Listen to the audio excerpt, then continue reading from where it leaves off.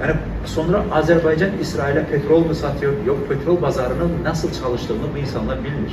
Petrol pazarında o petrol gemiye doldurulursa, gemi açık denize çıktıysa o senin değil.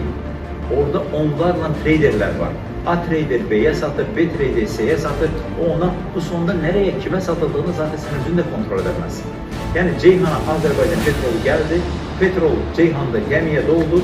O gemi Akdeniz'e çıktığında takdirde o senin değil artık. Bu dünya petrol pazarının kuralları.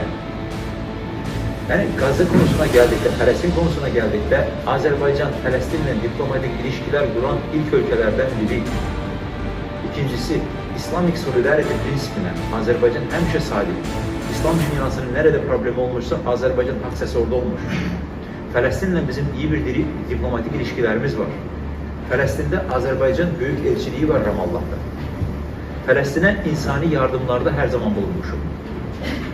Ve iki devlet prensibini en kabul eden, en öncül ülkelerden biri de Azerbaycan olmuş.